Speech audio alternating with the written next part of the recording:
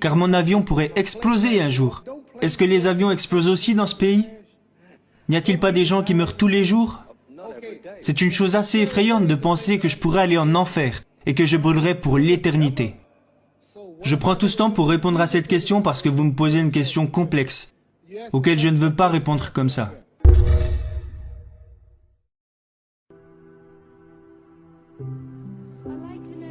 Je voudrais savoir ce que vous comptez faire quand vous arrêterez la boxe.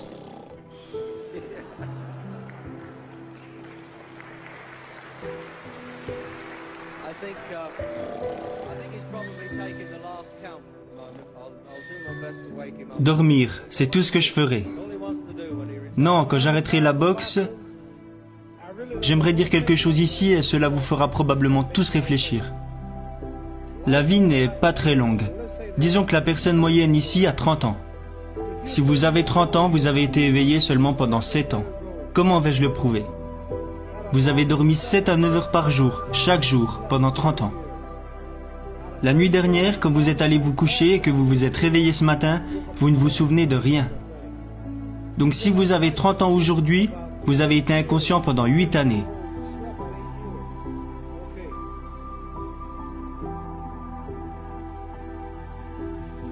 Combien de temps avez-vous passé à voyager en 30 ans? Que ce soit pour aller dans un autre pays, dans une autre ville, ou même pour aller à l'école ou à l'église. Vous avez probablement passé 2 ans de votre vie à faire de simples allers-retours. Donc vous avez passé 8 ans à dormir, 2 ans à voyager. Alors ces 30 dernières années sont passées sans que vous ayez eu le temps d'accomplir quoi que ce soit. Combien de temps avez-vous passé à l'école? Aux États-Unis, on y va de 6 à 18 ans. C'est pareil ici? 6 heures par jour? Donc 6 heures par jour pendant 12 ans. Si vous faites le calcul, vous êtes resté en classe pendant 3 ans.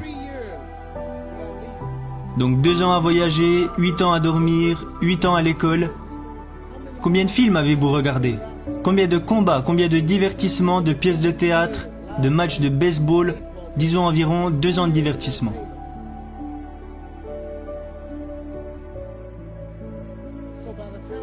Donc d'ici le moment où vous aurez des enfants, d'ici le moment où vous aurez éduqué vos enfants, d'ici le moment où vous aurez payé votre maison, vous vous réveillerez un jour et vous réaliserez que vous avez 60 ans. La vie est vraiment très courte. Donc si vous comptabilisez le temps que vous passez à voyager, à dormir, à aller à l'école et à vous divertir, vous passez probablement la moitié de votre vie à ne rien faire. Aujourd'hui, j'ai 35 ans. Dans 30 ans, j'en aurai 65. On n'a plus autant d'influence à cet âge. On ne peut plus faire grand-chose à 65 ans. Votre femme vous le dira sûrement. Ce que je veux vous dire, c'est que quand vous aurez 65 ans, vous ne pourrez plus faire grand-chose. Vous savez que j'aurai 65 ans dans 30 ans, et pendant ces 30 prochaines années, je vais dormir pendant 9 ans. Je ne passerai pas 30 années à être éveillé. Je vais voyager en dehors des États-Unis. Tous ces voyages prendront environ 4 années sur les 30 années à venir, qu'on ajoute aux 9 ans que je vais passer à dormir. La télévision, les films, les divertissements, on peut rajouter 3 ans de divertissement. Donc sur les 30 prochaines années, je vais seulement avoir 16 ans pour être productif.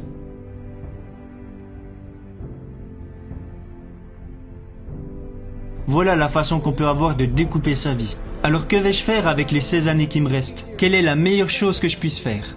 C'est me préparer à rencontrer Dieu. Posséder des biens immobiliers, développer un business, enseigner la boxe, tout ça ne m'enverra pas au paradis. Combien d'entre vous croient qu'il y a un être suprême, qu'il y a un Dieu? Combien d'entre vous croient en une puissance qui a créé le soleil, la lune, les étoiles? Combien d'entre vous croient que toutes ces choses ne sont pas apparues par hasard, que quelqu'un plus intelligent que nous les a créées? Combien d'entre vous croient en Dieu? Combien d'entre vous croient que Dieu n'existe pas?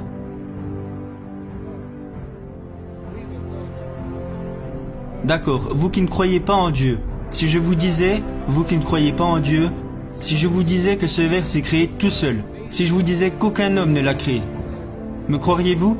Me croiriez-vous si je vous disais que cette chose s'est créée toute seule?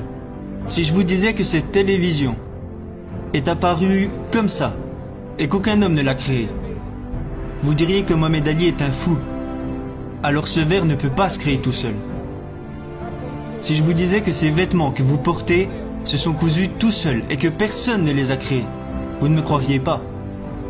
Donc si vos vêtements ne se sont pas créés tout seuls, si ce verre ne s'est pas créé tout seul, si ce bâtiment ne s'est pas créé tout seul, alors comment la Lune est arrivée là? Comment les étoiles, Jupiter, Neptune, Mars, le Soleil, comment la nature, comment tout ça est apparu si ce n'est pas dû à l'intelligence et à la planification du Créateur? Donc ce que je crois, c'est qu'on sera jugé. Est-ce que vous croyez qu'un homme comme Hitler qui a tué tous ces juifs peut s'en tirer comme ça? Quelqu'un va le punir. Et si ce n'est pas maintenant, ce sera lorsqu'il mourra et qu'il ira en enfer pour l'éternité. Donc ce que je vais faire quand j'arrêterai la boxe, c'est me préparer à rencontrer Dieu. Car mon avion pourrait exploser un jour. Est-ce que les avions explosent aussi dans ce pays? N'y a-t-il pas des gens qui meurent tous les jours? C'est une chose assez effrayante de penser que je pourrais aller en enfer et que je brûlerai pour l'éternité. Je prends tout ce temps pour répondre à cette question parce que vous me posez une question complexe, auquel je ne veux pas répondre comme ça.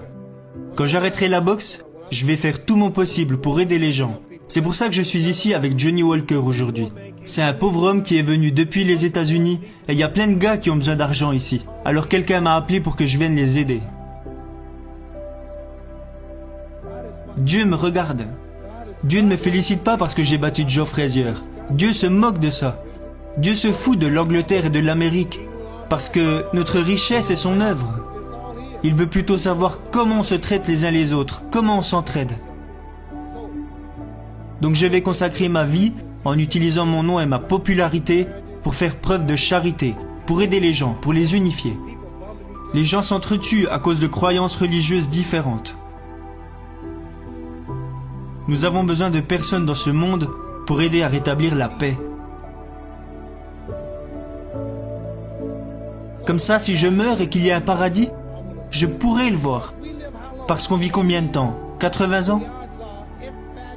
Dans cette pièce, il y en a parmi vous qui vont mourir dans 20 ans. Et certains vont mourir dans, disons, 50 ans. Et d'autres dans 60 ou 70 ans. Nous allons tous bientôt mourir.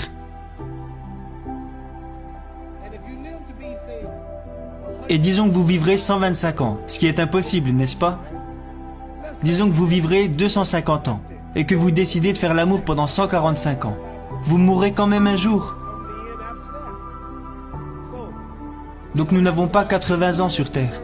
Tout ceci est un test pour savoir si nous passerons notre vie au paradis ou en enfer. Ceci n'est pas la vraie vie. Votre réelle existence est en vous. Votre corps vieillira, vous aurez des rides, vous perdrez vos dents, vos cheveux tomberont, votre corps se fatiguera, mais votre âme et votre esprit ne mourront jamais.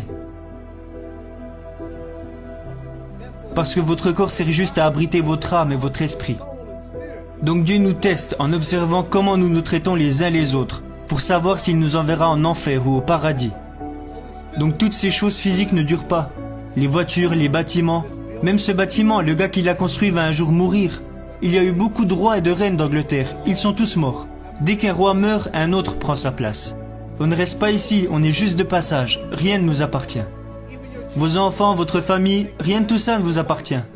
Si vous mourrez et que vous revenez un an plus tard, allez dormir dans votre lit et vous verrez si votre femme est seule. Votre femme ne vous appartient pas. J'ai divorcé avec ma femme et mes 4 enfants appellent un autre homme papa maintenant. Vos enfants, votre famille, rien de tout ça ne vous appartient. Ce que je veux dire, c'est que la chose la plus importante dans la vie, c'est ce qui se passera quand vous mourrez. Irez-vous au paradis ou en enfer? Parce que c'est pour l'éternité, vous savez. Combien de temps dure l'éternité? Imaginez, prenons le désert du Sahara. Il y a beaucoup de sable dans le désert du Sahara, n'est-ce pas? Imaginez qu'un grain de sable représente 1000 ans. Quand vous allez en enfer, vous brûlez pour toujours, encore et encore, sans fin. Je vais vous donner une idée de ce que représente l'éternité. Allez dans le désert du Sahara et attendez 1000 ans. Et tous les 1000 ans, enlevez un grain de sable jusqu'à ce que le désert soit complètement vide. Ok, vous attendez 1000 ans et vous prenez un grain de sable. Puis vous attendez un nouveau 1000 ans et vous prenez un second grain de sable. Faites cela jusqu'à ce qu'il n'y ait plus un seul grain de sable dans le désert. Imaginez le temps que ça prendrait. L'Amérique n'a même pas 200 ans, il lui reste encore 800 ans pour atteindre 1000 ans. Donc ça me fait peur de me dire qu'un jour je vais mourir et que je vais passer l'éternité en enfer. Mon avion peut exploser à tout moment. Je voyage tout le temps. Et aller en enfer quand Dieu aura rendu son verdict. Je pourrais tuer et violer des gens. Les autorités peuvent ne jamais m'arrêter. Le FBI et Scotland Yard peuvent ne jamais m'arrêter. Mais quand je mourrai, quelqu'un m'observe là-haut et comptabilise tout ce que je fais. Je ne pourrai pas m'échapper et j'irai brûler en enfer pour toujours. Donc ce que je vais faire après mes combats, je passerai les 16 années qu'il me reste à essayer d'être productif pour me préparer au mieux à rencontrer Dieu afin d'accéder au paradis. Est-ce que vous comprenez ?